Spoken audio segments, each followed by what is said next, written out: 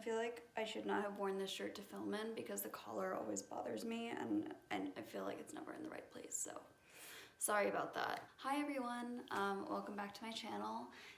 Today I'm going to be doing a video on my poetry collection. So I have all of those books here, and I'm just going to be going through and talking about my poetry, I guess. So I haven't seen a lot of these videos on YouTube, and I feel like it was something that I would be curious to see from other people, like just talking about the poetry that you own and why you like it or how you came to have it. And yeah, so I guess without further ado, here is my poetry collection. So the first book is the Vintage Book of Contemporary American Poetry. It's the second edition. I don't know if anybody cares to know that. This is a book that I bought for a multi-genre creative writing class that I took a few years ago, I think in my sophomore year, I want to say. It is edited by J.D. McClatchy, and it has a lot of poets within it. Sylvia Plath, Robert Lowell, James Merrill, Amy Clampett, Louise Gluck, Charles Simic, Allen Ginsberg, Frank O'Hara, Elizabeth Bishop, Anne Sexton, John Ashbery, Robert Creeley, Adrienne Rich, Sharon Olds, Mary Oliver, Robert Pinsky, Mark Strand, etc., etc. So there's a lot in here. It's kind of a nice one to have that's like a little bit of a primer. So if you're somebody who isn't super into poetry or like doesn't know what they like when it comes to poetry, this can be kind of a nice thing to have because you can just kind of flip through and get a little bit of an idea of like what someone's thing is by just reading a few of their works as opposed to getting a whole book and not knowing if you'll actually like it. In here, I think I have some sticky notes, so I'm wondering what I marked. Oh yeah, I have Randall Jarrell, John Berryman, Sylvia Plath, which we'll get to. Oh, Charles Wright, actually. Yeah, I don't have anything that's just by him, so it's nice that I have some of his stuff in here. Mary Oliver is like an old favorite. So yeah, that is the Vintage Book of Contemporary American Poetry. So there's a bit of a story that goes with this. I wasn't sure whether to include these next three because they're not technically poetry. Two of them are by Claudia Rankine, Citizen, An American Lyric, and Don't Let Me Be Lonely, also an American Lyric. These two are like kind of genre bendy, like lyric essay, kind of poetic. They also mix in images. So there's a lot going on in these, but I decided to include them just because I didn't know where else to put them categorically in my collection. And I do shelve them with my poetry, so I do kind of think of them in that way. They're less the kind of book that I would like dip into and out of as I would with poetry, and they're more the kind of thing that I would read straight through. I read both of these for the first time this summer. Don't Let Me Be Lonely, I read an excerpt of for a class a few years ago, and when I read the excerpt I was like, I need to read the whole thing, and then I finally got around to it, of course, this past summer. And yeah, I think she writes so beautifully, and like she has an incredible way of combining really evocative lyrical prose with just like these things that really hit you that are super raw and charged. So I love these two. And then kind of along similar lines, I also have Bluets by Maggie Nelson. She also wrote The Argonauts, which I've been wanting to read. One of the ones that's on the list for this coming year, hopefully. But yeah, this is a lyric essay, and it's all centered around the color blue and the author's relationship to it. I never want to say too much about the books I talk about because I hate to give spoilers, and I guess it's harder to do that when you're thinking about poetry and nonfiction writing, but I love this book. I think it's been talked about a lot, so I won't talk about it too much. I will just say you should read it. It's great, and I already want to reread it. Also, the cover is really beautiful, so yeah, Bluets. So the next book is by Ocean Vuong, and it is Night Sky with Exit Wounds. By the way, we'll have all of these linked or listed down below if you want to pick any of them up. I think I got this one or two summers ago now. It's always hard for me to remember when I picked up books, unless they were like yesterday. But this is an incredible collection. This is one I find myself going back to again and again. If you haven't read On Earth We're Briefly Gorgeous, that's his fiction work that came out, again, I don't know, like 2 years ago, question mark. I love this collection of poetry. Ocean Vuong is like, just the way he chooses words and like the specificity. I feel like his work almost has the feeling of like something that's just so perfect, like you don't want to touch it. You don't want to put anything out of place. All of his words are so carefully selected and so intentional. It's all so graceful and again, so raw at the same time. So yeah, I love Ocean Vuong. Okay, the next book is Field Notes on Ordinary Love by Keith Wilson. And I actually had the pleasure of taking class with this poet. He taught at my school for a year, and yeah, I really enjoyed having him as a professor. That's beside the point. His poems are really interesting in the way they combine kind of like science and like the way he talks about space and kind of the cosmos. That's something I really admire about his work. There are a lot of great poems in here, and I will try to leave like my favorite poems from each of these books in the description. So if you want to see that, check it out. And I will also try and like link to some of the poet's work that's like on the Poetry Foundation website and places like that. The next book I'm going to talk about is Wild Hundreds by Nate Marshall.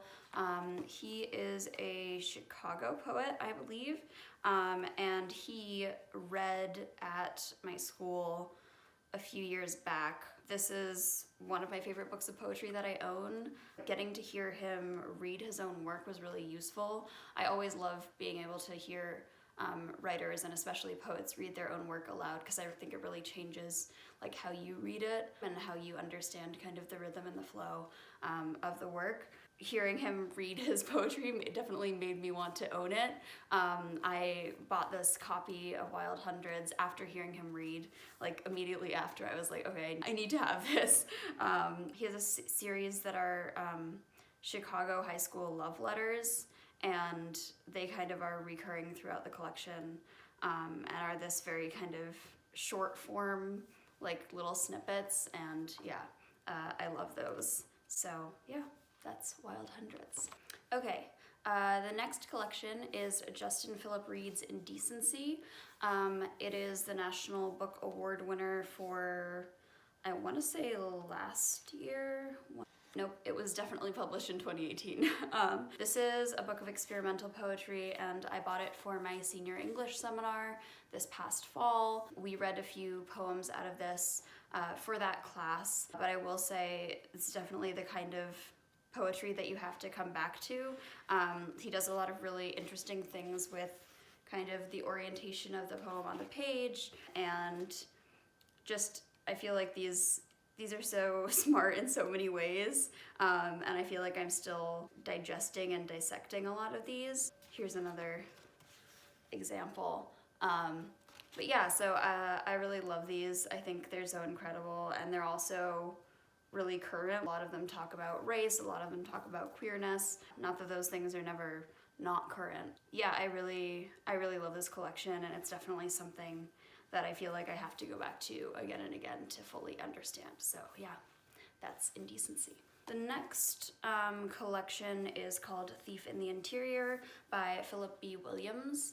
And I mean, the cover design is so cool. I love that. But this was another one I got for my multi-genre creative writing class, and Philip B. Williams is actually one of the mentors of Justin Philip Reed, so it's really interesting to like read these together or like read these in relation to one another and see kind of where they link up and the ways in which they're similar. Like Reed, he does a lot with kind of pictorial poems or like the orientation of the poem on the page. So yeah, I highly recommend picking this up. This is one I haven't gone back to in a while, but I definitely would like to. I feel like making this video is making me want to go back to all of these poetry books and read them all again. This is also a wonderful one to pick up, and yeah, that is Thief in the Interior.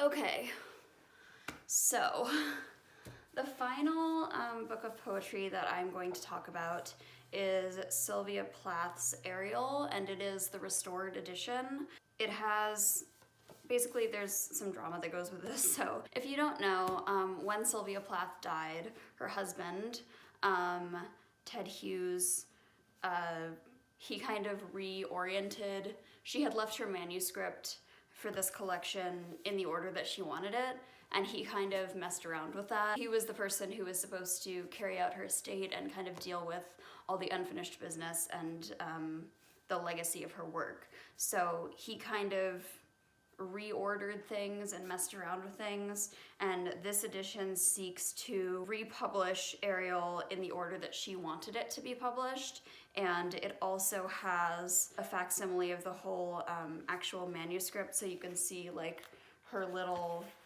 annotations and the marks that she made on the pages. That's something I really love this for. That's one of the reasons that I think it's so interesting, just in terms of authorship and, you know, who decides how something is published and how it appears. I'm really into how this edition gives her work kind of a new life, because I think the order in which we read things really determines in a lot of ways, especially with poetry, you know, the arc and the journey that you're taken on.